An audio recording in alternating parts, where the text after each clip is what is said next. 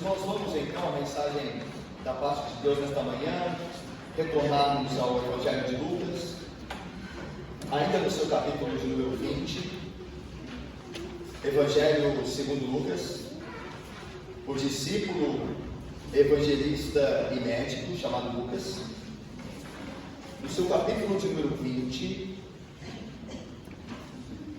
na última parte desse capítulo, que vai do versículo 41 ao versículo 47.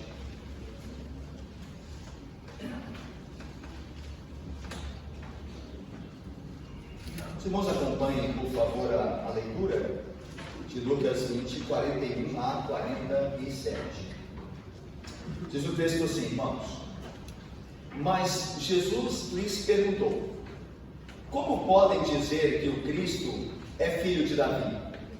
Visto que o próprio Davi afirma no livro dos Salmos: Disse o Senhor ao meu Senhor: Assenta-te à minha direita, até que eu ponha os teus inimigos por estrado dos teus pés. Assim, pois, Davi lhe chama Senhor. E como pode ser ele seu filho?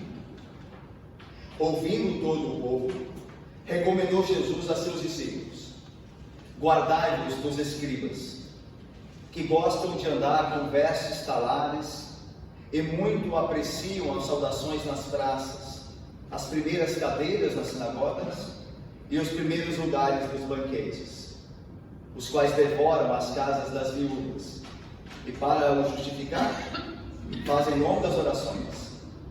Estes sofrerão juízo muito mais severo. Vamos orar, irmãos, mais uma vez? Ó Deus santo e bendito, nós, na Tua presença agora, tendo lido a Tua palavra, nós confiamos, ó Deus, no Teu Santo Espírito, que nos conduz não só à exposição fiel da mesma, mas que dá testemunho de Jesus Cristo como Rei, como aquele que há de reinar, como aquele que é incomparavelmente maior do que Davi. Ó Deus, que o Cristo seja por nós conhecido e adorado, à medida que Ele é revelado pelo Espírito por meio da Sagrada Escritura. Ó Deus, muito obrigado também por aqueles irmãos que depositaram seus dízimos e ofertas esta manhã. Eles têm confiado no Senhor. Então, Deus, cumpra a Tua promessa. O Senhor nos prometeu abençoá-los com bênçãos que caem sobre eles sem medida. Em nome de Jesus nos oramos, com perdão dos pecados. Amém. Meus irmãos, Jesus, Ele está, como nós estamos vendo, Ele está na sua última semana. Ele está em Jerusalém, participando das festividades que apontam e comemoram e celebrariam a Páscoa. E então, Jesus, meus irmãos, nós vimos nesses domingos anteriores que Jesus tem sido atacado com toda sorte de pergunta maliciosa, com toda sorte de perguntas maldosas. Vocês se lembram que os primeiros a se colocarem diante de Jesus foram os fariseus, junto com os escribas, perguntando a Jesus com que autoridade ele fazia aquelas coisas, com que autoridade ele operava milagres, com que autoridade ele purificou o templo. E Jesus então propõe a ele que respondam com que autoridade João Batista batizava, e vocês se lembram do texto e do final dele. Depois se aproximaram de Jesus os herodianos, perguntando a Jesus se deveria pagar, os judeus deveriam pagar impostos a César ou não. E Jesus estabelece: dai a Deus o que é de Deus e a César o que é de César. E por fim, como nós vimos no domingo passado, os saduceus que não criam na ressurreição se aproximam de Jesus, propondo-lhe que ele respondesse a questão daquela mulher que se casara com 7 irmãos, né? Cada um deles morrera e o outro a tomava como esposa para cumprir o levirato.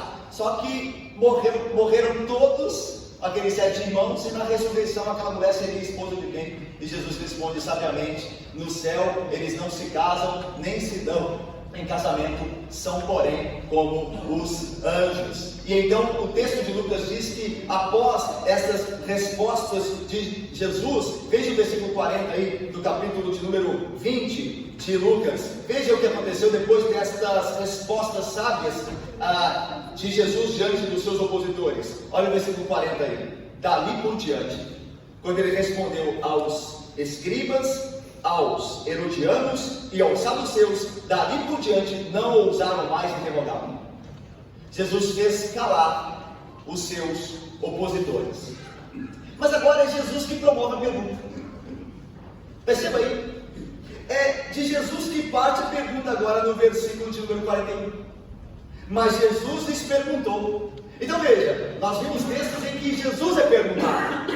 Mas agora Jesus propõe um debate teológico acerca da pessoa do Messias, ou aqui, o filho de Davi.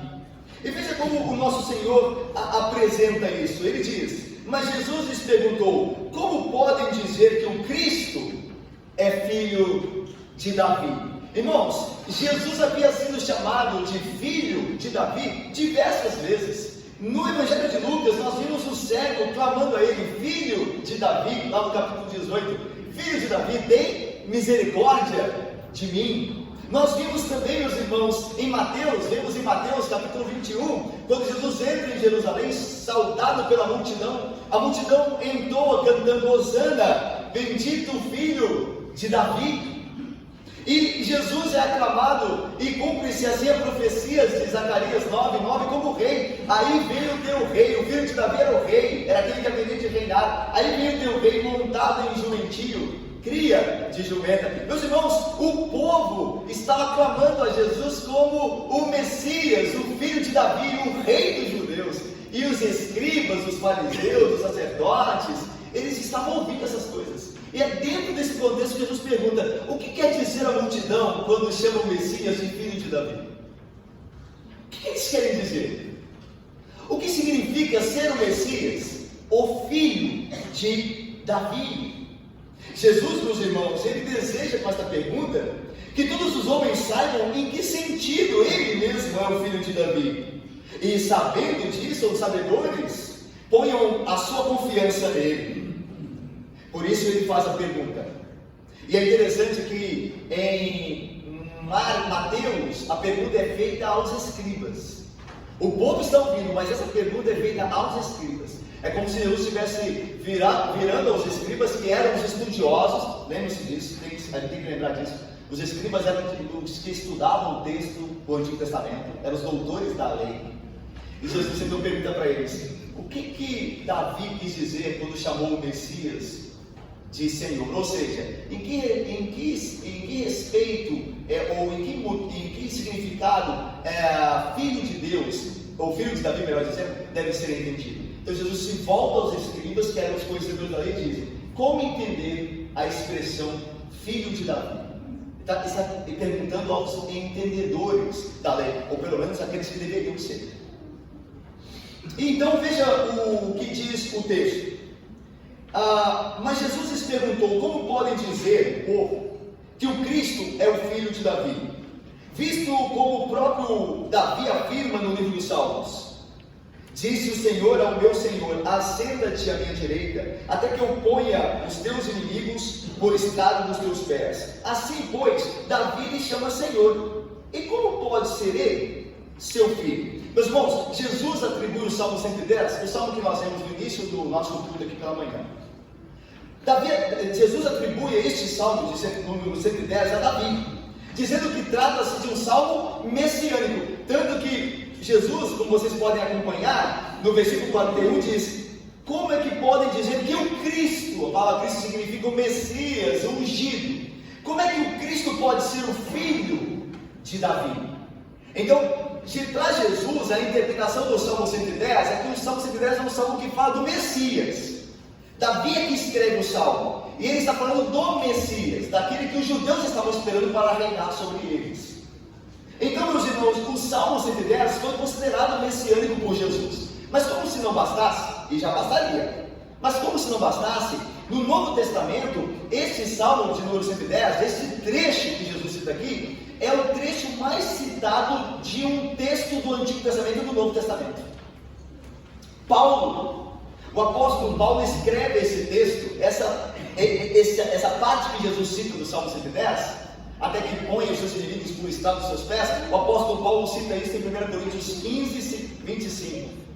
Pedro, no sermão em Atos 2, cita também O mesmo texto que Jesus citou: disse o Senhor ao meu Senhor, assenta-te à minha direita, até que eu ponha os teus inimigos por debaixo dos teus pés. E por fim, o escritor dos Hebreus cita na sua carta 2 vezes o mesmo texto. Então veja, esse texto, não só por Jesus, que já bastaria, é considerado como um texto messiânico, um salmo messiânico, como também pelos escritores do Novo Testamento, Pedro, Paulo e o escritor dos Hebreus. Todos eles consideram que Davi fala no Salmo 110 sobre o Messias. É o Messias que é, de fato, adorado por Davi no seu salmo, o Salmo 110. Meus irmãos, qual é o contexto do Salmo 110? Ele é messiânico. Ele fala do Messias. Davi escreveu sobre o Messias que haveria de vir. Mas qual é o contexto do Salmo messiânico? O contexto do Salmo messiânico é um salmo, um canto de vitória. Davi, meus irmãos, tinha conquistado Jerusalém. E vocês se lembram que Jerusalém, ela fora governada lá nos tempos de Gênesis, nos tempos de Abraão, por um rei chamado Melquisedeque.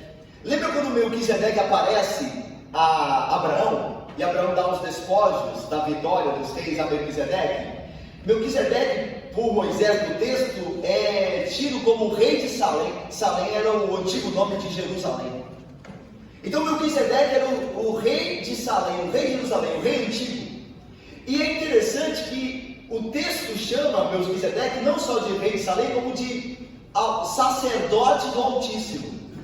É por isso que Davi, ao sentar-se no trono de Jerusalém, onde sentou-se também Melquisedeque, lá na época de Abraão, que era rei sacerdote, é por isso que Davi, ao sentar ali, quando tendo conquistado, quando tendo sido vitorioso diante dos jebuseus que habitavam Jerusalém antes dos judeus, quando Davi se assenta no trono de Jerusalém, ele lembra de Melquisedeque, e aí ele diz assim: aqui senta-se o rei sacerdote. Tanto que o Salmo 110 trata do rei, como trata do sacerdote. Tanto que a segunda parte do Salmo diz: tu és sacerdote segundo a ordem de Melquisedeque. Então é um rei sacerdotal.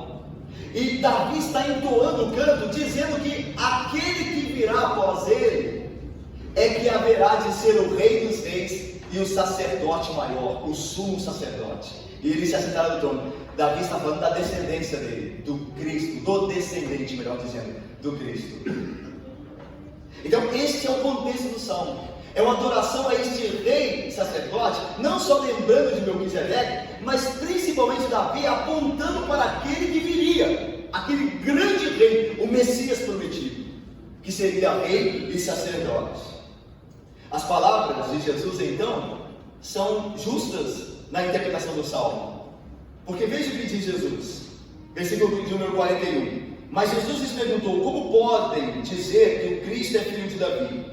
Visto como o próprio Davi afirma no livro dos Salmos, e aí vai citar o Salmo 110. Disse o Senhor ao meu Senhor: assenta-te à minha direita. Meus irmãos, que o Messias era filho de Davi, ou seja, de descendência davídica, isso era claro. Tanto que no livro de 2 Samuel, no capítulo de número 7, versículos 12, 13 e 14, Deus ali promete a Davi trazer um descendente que se assentaria no trono e o reino dele não passaria. Se nós abríssemos lá, e você depois pode fazer isso em casa, e por conta do nosso tempo nós não fazemos, mas se nós formos ao livro de 2 Samuel, capítulo 7, no versículo 12, 13 e 14, você verá Deus falando com Davi: eu estabelecerei o seu reino para sempre, e o seu descendente sentará num reino que durará. Ele será para mim como um filho, e eu lhe serei como um pai. Em última instância, Deus está falando do Messias, porque o reino de Cristo é aquele reino que não passa jamais, é o reino eterno. Então, o Messias é chamado filho de Davi, porque é descendente de Davi. Lembra-se que Jesus nasceu na casa de Davi. José, o pai adotivo de Jesus, era descendente de Davi. E Maria, a esposa de José, também era descendente de Davi. Os dois descendiam de Davi. Então Jesus vai nascer como um descendente de Davi. Então veja, o Messias é, de certo aspecto, descendência de Davi. Só que a questão que Jesus traz não é essa. A questão de Jesus traz é o seguinte: como é que o Messias pode ser só descendente ou filho de Davi, se Davi, no salmo messiânico, o chama de Senhor. E a proposta de Jesus, meus irmãos, é essa. Como é que o Messias, que é, de certo modo, filho de Davi, que vem da descendência, é chamado de Senhor pelo próprio Davi? Aí cita o salmo: disse Yahvé, disse o Senhor ao meu Senhor. É como se Davi tivesse dois senhores. Disse o Senhor, Yahvé, que é o texto hebraico, que sempre interessa, o Deus Pai, ao Adonai, ao meu Senhor: assenta-te à minha direita. A ideia de entronizado, de ser feito o rei. Então a ideia de que o Messias, ele vem de Davi, ele é descendente, mas ao mesmo tempo ele é Senhor de Davi. E, meus irmãos, a questão é essa: como é que um filho pode ser Senhor sobre o Pai? Esse é o ponto. Esse é o ponto que Jesus levanta. Olha, como é que o Messias pode ser o filho de Davi, se Davi lhe chama Senhor? Você já viu algum filho ser Senhor do Pai? O pai é que é Senhor sobre o filho, o pai é que é autoridade sobre o filho, não o contrário. Se é o contrário, tem alguma coisa errada. Porque hoje a gente está vendo criança mandar em pai. Está errado. Porque pai é que é autoridade. Mas Davi, que seria, entre aspas, o pai do Messias, o antepassado do Messias, ele chama o Messias de Senhor. E Jesus pergunta, então, como é que então pode Davi chamar o Messias de Senhor? Se o filho de Davi, se o Messias é descendente dele. É a questão aqui. A ideia de Jesus é o seguinte: olha, é trazer aos leitores da época, aos seus ouvintes, e Lucas com os leitores da época, e nós aqui, é o seguinte: Jesus é muito mais do que um mero filho de Davi. Ele é muito mais do que descendente de Davi pela família de Davi. Ele é maior do que Davi. Ele é antes de Davi, porque Davi lhe chama Senhor. Essa é a ideia. Veja mais o que Jesus diz. Disse o Senhor, vai citar o salmo, disse o Senhor ao meu Senhor, está vendo? O Yahvé se referindo ao Messias. E Davi chama os dois de senhores. Assenta-te à minha direita. A ideia de autoridade, de reino, o direito ao lugar de honra. Até que eu ponha os teus inimigos por estrado dos teus pés. A figura aqui de inimigos, ao estrado dos pés, é a ideia de vitória sobre os inimigos. Lá em Josué, capítulo 10, quando Israel tem uma vitória sobre os povos de Canaã, os cananitas, o texto diz assim: trazido os reis de Josué, os reis vitoriosos, chamou este todos os homens de Israel e disse aos capitães do exército que tinham ido com ele: chegai e ponde o pé sobre o pescoço destes reis. E chegaram e puseram os pés sobre os pescoços deles. Então a ideia é de que lá em Josué 10 há uma batalha entre os israelitas e os cananitas são vencidos, os reis derrotados são trazidos até a presença de Josué. Josué chama os capitães do exército dele, coloca os reis no chão e diz assim: pisem com os pés no pescoço, na cabeça deles. A ideia é um símbolo de vitória. A ideia de que nossos inimigos foram vencidos, estão debaixo do nosso pé, sobre o nosso controle, sobre a nossa, ou debaixo, sobre a nossa vitória. A ideia que é essa. A ideia é que o Messias, ele não só é entronizado por Yahvé, o filho de Davi é o Senhor de Davi, que é entronizado, que vence os inimigos. E é interessante, meus irmãos, nós podemos entender aqui como Jesus também advertiu os escribas. Lembra que o contexto aqui envolve escribas, fariseus, sacerdotes, que se opunham a ele, se opuseram perguntando aquelas várias questões maliciosas. Lembram-se? Jesus está advertindo eles: olha, o Messias vai esmagar os seus inimigos, ele vai ser vitorioso sobre eles. Não convém contra o Messias. Jesus dá como se fosse uma indireta. A palavra dele também é de advertência: olha, o Messias é o Senhor de Davi, não é só filho, é o Senhor de Davi, é muito maior do que Davi. A origem do Messias é divina, porque imagina, se o Messias vem de Davi, mas antes é Senhor dele, então só pode ser divino o Messias. É interessante sobre isso ainda, terminando essa parte sobre os inimigos, a vitória que o rei conquistará, é que na Bíblia o Messias é tanto a raiz de Davi como o ramo. Você viu os textos que falam sobre isso? Apocalipse diz assim: eu, Jesus, enviei o meu anjo para vos testificar estas coisas às igrejas. Eu sou a raiz e a geração de Davi. Eu sou a raiz e a geração. Eu sou o Senhor de Davi, mas sou descendente dele também. Em Isaías diz assim: do tronco de Jessé sairá um rebento, um ramo. E aí continua: naquele dia recorrerão as nações à raiz de Jessé. Ou seja, o Messias é tanto o tronco de Jessé como a raiz. A ideia é que Jesus é tanto descendente, filho de Davi, como é Senhor de Davi, vem antes de Davi. Porque antes de Abraão, Jesus diz: antes de Abraão existir, eu sou. Por isso seus inimigos deveriam reconhecê-lo como não era o Messias, não meramente um descendente de Davi, um homem que nasceu numa casa real, mas como o próprio Deus, o Filho de Deus, que é antes de Davi e por isso Senhor de Davi. E essa é a proposta de Cristo. A conclusão que se chega aqui, ao que Jesus deseja que aqueles homens chegassem, é que o filho de Davi não é meramente, como nós falamos, um descendente de Davi. Embora ele também o seja, o Messias é filho de Davi, porque nasce, como nós falamos, na casa de Davi. Mas é muito mais do que isso.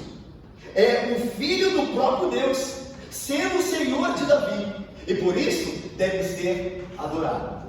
O Messias deve ser adorado, porque é Senhor de Davi. E não apenas, embora seja também, e não apenas um mero filho. Mas olha agora como Jesus continua o texto. Versículo 45. É interessante que Lucas, ele não nos dá resposta das pessoas, né? A questão de Jesus, né? Antes de continuar o texto, Lucas não dá o que responderam. Os evangelhos sinóticos dizem que nada puderam responder a ele. Ficaram calados quando Jesus propôs essa questão sobre o filho de Davi, ser o Messias e ser antes de Davi e Senhor de Davi. Eles não puderam responder nada. E agora Jesus continua. Olha só a denúncia que Jesus faz aos escribas, ouvindo todo o povo. E é interessante que lá em Marcos diz que nessa mesma narrativa, no mesmo acontecimento, lá em Marcos diz que o povo ouvia com alegria. É triste, né, a gente ler essas coisas, né? Você fala, triste como?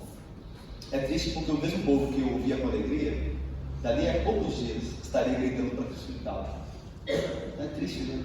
Ver como nós somos voláteis, como uma hora nós gostamos e amamos algo e ao mesmo tempo, minutos depois nós podemos se mandar odiar, não querer mais. Então o povo ouvia com alegria, mas é o mesmo povo que dali a dias estaria gritando crucifica. É muito triste ver como é nosso espírito, né? Sem a graça de Deus, né? Como nós somos inconstantes. Mas veja lá, ouvindo todo o povo, recomendou Jesus a seus discípulos: guardai-vos dos escribas. Lembra que Jesus estava fazendo uma pergunta aos escribas? Segundo os sinóticos, aqui em Lucas não conta isso, mas a pergunta que Jesus faz para o filho de Davi é aos escribas: olha, vocês acham que Davi o filho de Davi é um mero descendente de Davi? Então como é que Davi chamou ele de Senhor no Salmo? Então ele não pode ser só mero descendente. O Messias não é apenas um homem ordinário, porque ele é Senhor de Davi. Ele é filho e é Senhor. Então ele é divino. O Messias tem origem divina. Você tem que reconhecer isso. Falando com os escribas. E os escribas se calaram. Aí Jesus vira para o povo e para os seus discípulos e diz assim: cuidado com os escribas. Cuidado com esses líderes. Eles só aprovam o que eles querem. Eles corrompem o ensino. E só respondem quando querem. Quando são vencidos, nada falam. Cuidado com eles. Olha só como Jesus continua: guardai-vos dos escribas. Aí Jesus dá os motivos. Que gostam de andar com vestes talares e muito apreciam as saudações nas praças, as primeiras cadeiras nas sinagogas e os primeiros lugares dos banquetes, os quais devoram as casas das viúvas e para justificar fazem longas orações. Estes escribas sofrerão juízo muito mais severo. É interessante, meus irmãos, que as palavras de Cristo parecem, não só parecem, como de fato são duras, não são brandas com relação às escribas. Mas pense por um lado, e você não deve ter isso nunca de perspectiva: a palavra dura contra o inimigo da fé, ela é ao mesmo tempo amorosa. Quando você enfrenta duramente o inimigo da fé, você está sendo amoroso. Aí nós nos perguntamos: como? Porque ao denunciar os falsos mestres, Jesus está poupando os ouvintes, os discípulos. Todo combate à heresia e aos hereges, ele tem um aspecto amoroso com relação às pessoas que são poupadas daquelas heresias. É porque a gente fala assim, nossa, mas está condenando as outras igrejas, nossa, mas está falando isso das outras igrejas. Meus irmãos, nós estamos poupando as ovelhas, porque se ninguém falar, as ovelhas serão destruídas. Os discípulos serão influenciados ao caminho errado. Então Jesus denuncia os escribas aqui, olha o que ele diz deles, eram os líderes religiosos. E Jesus denuncia porque Jesus se importa com os ouvintes. Se Jesus não denunciar, eles vão continuar ouvindo os escribas e vão continuar aprendendo errado. Alguém tem que denunciar, em amor aos ouvintes. Então não é ódio de Jesus aos escribas, é antes amor pelos discípulos. Cuidado com os escribas, eles vão te fazer mal. E eu amo vocês, eu me importo com vocês, eu darei a vida com vocês, e eu não quero que vocês de fato tenham ouvido aos escribas. Isso está mostrando amor pelos discípulos, e não provavelmente ódio pelos escribas. Então, a gente tem que entender essas palavras duras, ok? Jesus era muito duro muitas vezes, não só com os escribas, mas o ódio de Jesus ao mal é porque ele ama o bem. Quem ama o bem odeia o mal. Você tem que entender isso, ok? Veja só, irmãos, Jesus passa a elencar alguns itens de crítica aos escribas, como nós temos. Vamos ver aqui rapidamente um por vez aqui. Primeiro, eles gostavam de exibir-se com longas roupas, ou com roupas, vamos, né? Da lei é de roupas, vestes talares. A ideia dessas vestes eram vestes próprias para a realeza e para os sacerdotes. E os escribas, que não eram nem uma coisa nem outra, eles gostavam de usar roupas iguais para serem vistos. A ideia é que eles gostavam de ostentar. Às vezes a religião nossa hoje, né, contemporânea, é uma religião de ostentação. Os que se dizem pastores gostam de ostentar coisas, gostam de mostrar que possuem autoridade espiritual, que ficam falando disso, que fazem e acontecem. A ideia é essa aqui, através de roupas. É interessante isso, né? Que a ostentação não é própria do cristão. O cristão ele deve ser prudente como ele se veste. Você não precisa se vestir mal, tá? Você não deve, nem precisa se vestir mal. Mas se vestir para ostentar já é ostentado. Já é outra coisa. Então você se vista bem, você seja apresentável, mas cuidado com a ostentação. Ok? Os escribas amavam as vestes talares, porque eles amavam serem vistos. Olha aí, eles também, veja aí, tinham prazer, apreciavam as saudações formais na praça. E as saudações, meus irmãos, dos judeus, você não pode pensar, e eu também, nós não podemos pensar na saudação como é na saudação aqui, nós que somos ocidentais, né? Quando você passa alguém ali no Campo São Bento, falando de praça, né? Passa ali no Campo São Bento alguém, você saúda, muitas vezes você fala assim, olha, tudo bem, bom dia, até mais. Você está indo para um lado, a pessoa está indo para o outro, você saudou a pessoa. A saudação dos judeus não era assim. A saudação dos judeus era uma longa conversa, onde eles ficavam se bajulando uns aos outros. Eles paravam nas praças e gostavam de serem cumprimentados por alguém, gostavam de alguém vir cumprimentá-los, porque eles sabiam que esse cumprimento, essa saudação, daria muitos elogios. Oh, Rabi, que o escriba era o mestre, né, da lei. Oh, Rabi, tu és muito conhecedor. Eles amavam essas coisas. Eles estavam preocupados se as pessoas estavam vendo eles serem cumprimentados. É mais ou menos quando alguém famoso vem nos cumprimentar. E agora no meio evangélico tem muito isso, porque nós temos lá os midiáticos, né? Que não está errado, desde que fale da mídia o que é certo. Nós temos pastores muito crentes e abençoados que pregam. Agora, estou falando da nossa relação com eles. Às vezes nós estamos num evento, num congresso, aí vem alguém importante nos cumprimentar, ou nós somos apresentados a alguém, e a gente não tem prazer, propriamente, é só o prazer, propriamente, de ser apresentado àquela pessoa, que é lícito o prazer. Todo mundo gosta de conhecer gente importante, e não tem pecado nenhum nisso. Qual o problema disso? Ainda mais quando alguém é crente, alguém que faz jus ao nome que tem. O problema é quando eu quero que as outras pessoas vejam. Vocês estão vendo? Aí eu seguro um pouco mais na mão, até o fulano chegar ali. Ou tiro uma selfie, né? Porque veja só, irmãos, não tem problema nenhum você tirar foto com pessoas que você gosta. Não tem problema nenhum, por favor. O problema pode ser o seu intuito. seu interesse nisso. Aí pode residir o problema, ok? Uma coisa é você guardar como lembrança, outra coisa é você querer que as pessoas saibam que você esteve com aquela pessoa, é outra coisa. Os escribas amavam essas coisas. Não estão muito longe dos religiosos hoje não, né? Olha aí, eles gostavam dos principais assentos nas sinagogas, que seriam mutantes o que temos aqui, ó. É isso aqui, ó. Nas sinagogas haviam cadeiras na parte superior, onde o rabi, onde aquele que ensinava se encontrava, como nós temos aqui. E era uma honra, de certa forma, sentar-se perto do responsável pela sinagoga e de frente para o povo, porque o povo via. Aí você pergunta, então pastor, vamos tirar essas cadeiras daí. O que você está fazendo aqui? Mas meus irmãos, o problema não é sentar-se aqui à frente. O problema é amar sentar-se aqui na frente. É muito diferente. Eu me lembro uma vez que eu cheguei numa congregação que havia um pastor antes de mim lá, eu era seminarista, estava assumindo aquela congregação e o pastor tinha acabado de se formar indo para outro lugar.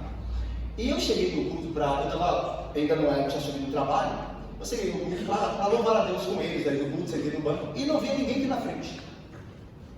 Não via ninguém sentado, parece que não tinha chegado. Logo, se você chegar na igreja e não vir aqui na frente, você vai falar, você atrasou, não chegou, o responsável não chegou, não tem ninguém para dirigir. É isso que você pensa? Foi o que eu pensei. Até que na hora que veio o pessoal do grupo de música aqui, antes de começar a cantar e tal, aí o pastor dele sai do meio da igreja aí, ó, do banco. Do meio da igreja do banco. Sai aí, vem aqui pregar e depois volta. Depois que pregou, volta. Isso é estranho, né? Tá. Pensei pelos botões. Aí algumas pessoas depois falam assim, não, o pastor aqui é muito humilde. Porque ele senta com a gente. Tá bom. Só que tem um problema. Não sei se é o caso dele. Não sei se é o caso dele, do coração só Deus sabe. Mas pode haver um problema. Eu posso me sentar com vocês aí para que vocês me vejam como humildes. Como humilde. E que vocês falem de mim, porque eu faço diferente. Olha, o pastor Paulo é tão humilde. Todos os pastores sentam na frente, ele senta com o povo. Ele é muito humilde. E aí, eu sou engrandecido. Deu para entender, meus irmãos? Como é que é a dinâmica? Se eu faço o que todo mundo faz, qual a diferença tem? Ninguém faz de mim porque todo mundo faz, todo mundo senta aqui. Agora, o problema não é sentar-se aqui. O problema é aparecer. Meus irmãos, Davi era um rei. Ele se sentava no trono, certo? A pergunta é, Davi era humilde? Era. Disse o Senhor ao meu Senhor. Mas Davi sentava no trono. Não é porque sentava no trono que era orgulhoso. Tem gente, meus irmãos, que deita no chão e é orgulhoso. E conta a vantagem disso. Então a questão não é lugar, a questão é amar essas coisas. É amar essas coisas que é o problema, não o lugar em si. Os escribas amavam os lugares principais da sinagoga. Este é o problema. Ok? Vamos mais? Olha aí. Eles amavam os lugares de honra nos banquetes. Jesus diz aí. Eles apreciam também os primeiros lugares dos banquetes. Nós já vimos isso, lembra? Quando Jesus propõe o ensino de que, olha, quando você estiver numa festa, não vá sentar-se em primeiro lugar, lembra? Então nós já vimos isso, e a ideia de que os judeus faziam questões, alguns deles, né, os escribas provavelmente, faziam questão em algum banquete sentar-se perto do convidado. A mesa, sentasse do lado. Eles amavam, disputavam os lugares. Até os discípulos foram influenciados por isso, né? Porque você vê que os discípulos também, de certa forma, disputavam os lugares para ver quem estava mais perto, próximo de Jesus. E Jesus os exorta, os corrige a não fazerem isso. E por fim, quando eles faziam isso, tudo isso, eles também devoravam as casas das viúvas. O que significa o texto? Devorar a casa das viúvas. A ideia, meus irmãos, é que quando um homem morria e deixava a sua esposa viúva, muitos desses homens deixavam uma espécie de testamento em que responsabilizavam os escribas para cuidarem das finanças daquela viúva. Você confiava no escriba, é um pastor, então ele vai fazer o que é certo. Só que esses escribas tiravam esses dinheiros, eles tiravam o que era das viúvas. Enquanto os homens confiavam neles, eles roubavam as viúvas. Outra possível significado para devorar a casa das viúvas é que a ideia de que as pessoas do templo contribuíam, porque o Antigo Testamento sempre teve a causa das viúvas, né? As pessoas do templo contribuíam para a causa das viúvas, trazendo recursos para ser entregue às viúvas. Então, o que os escribas faziam? Eles tiravam desses recursos para eles. Então, eles gostavam de parecer piedosos, religiosos. Eles amavam essas coisas que nós vimos aqui. Enquanto isso, eles praticavam o que era inimigo, o que era imoral, o que era pecado. Eles devoravam a casa das viúvas. Eles maltratavam os necessitados. E para justificar, o que eles faziam? Grandes orações. A ideia aqui até do texto, talvez, provavelmente, seja que eles oravam para as viúvas, enquanto eles estavam roubando delas. Em segredo, eles roubavam delas. E quando iam visitá-las, oravam com elas. Que Deus abençoe essa viúva, enquanto ele estava roubando. Os pastores hoje, muitos pastores fazem. Enquanto eles fingem abençoar o povo, eles estão tirando, roubando o povo. Roubando doutrina, roubando bom ensino, como nós sabemos, roubando dinheiro, através de ofertas e ofertas e ofertas e ofertas, e só fala disso. A oferta tem o seu lugar no culto, óbvio, a Bíblia diz. Mas tem pastores que são não pastores, mas ladrões, querem destruir o rebanho. Então tudo isso Jesus condena aqui. E agora veja o final. Estes escribas, por fazerem isso, terão um juízo maior e mais terrível. Olha aí o final. Versículo 47. Estes, final aí, versículo 47, finalzinho. Estes sofrerão juízo muito mais severo. Como um rimbombar de um trovão, Jesus não só denuncia os escribas, como os condena.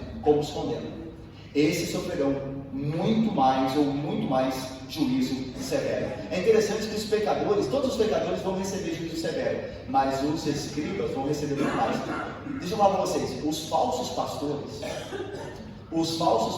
serão muito mais condenados do que os falsos crentes. Os falsos pastores serão muito mais condenados do que falsos crentes. Falsos crentes também serão condenados, ok? Falsos membros de igreja também irão para o inferno. Mas os falsos pastores, os que assumem o culto e não são sinceros diante de Deus, sofrerão muito maior e severo juízo. Eu estava lendo um livro há um tempo atrás, do Douglas Wilson. Um livrinho assim maravilhoso, Porque os Ministros Devem Ser Homens. Ele diz que o ministro é o representante de Cristo para a igreja. Veja, não é o Cristo, tá? Ele representa o Cristo. Ele assume um ofício, que é um enviado de Cristo. É um anjo de Cristo que para a igreja, que representa ele. Ele abençoa o povo, não é? O ministro não fala assim, vamos receber a bênção? Ele representa o Cristo abençoando o povo. Você já pensou o que Deus fará com alguém que se coloca aqui na frente? Que representa Cristo e que vive em pecado e não se arrepende?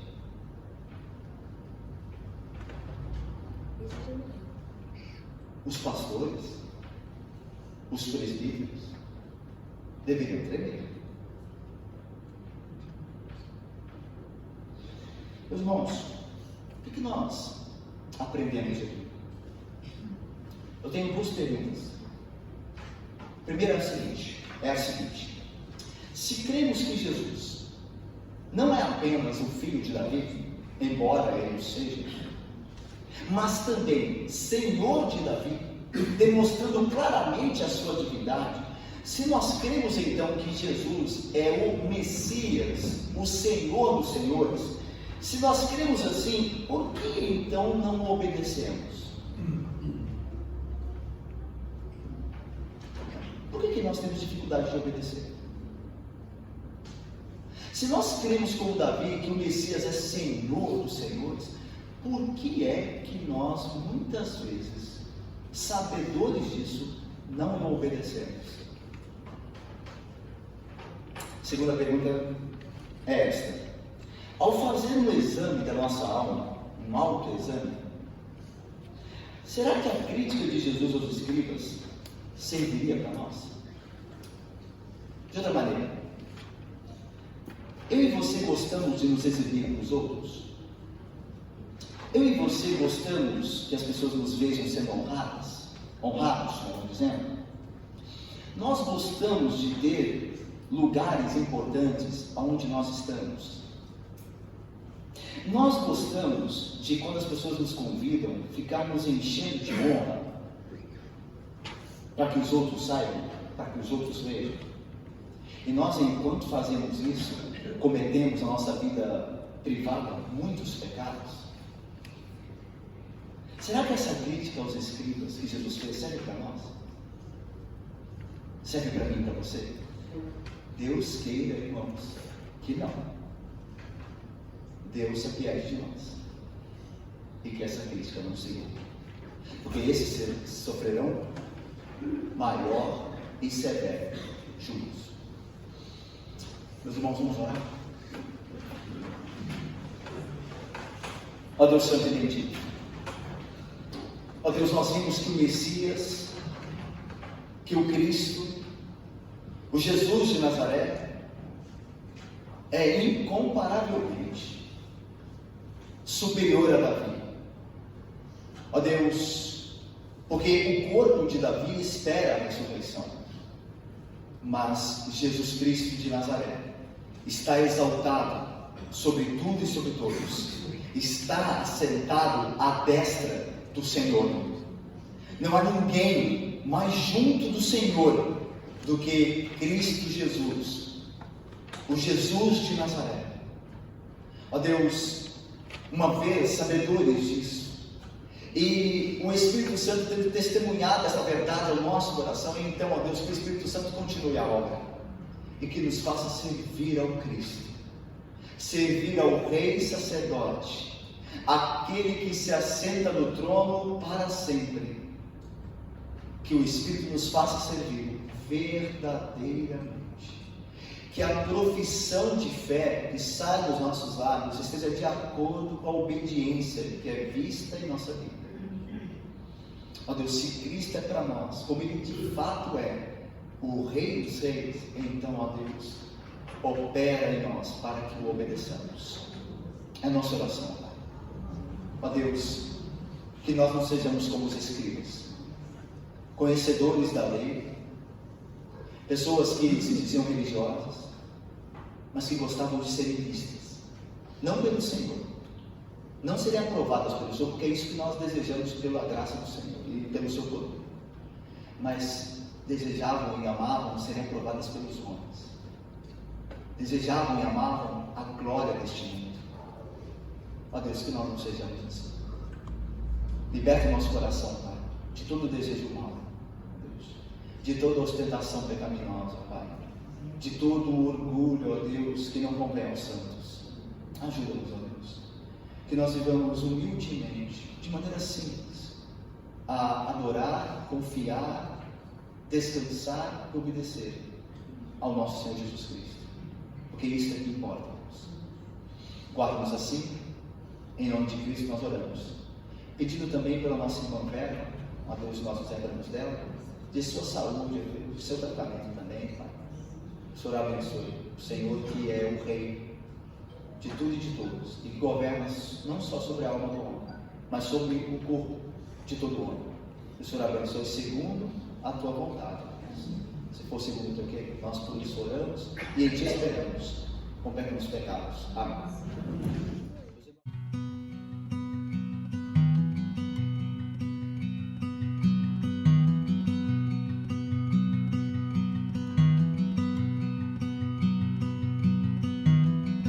A mighty fortress is our God.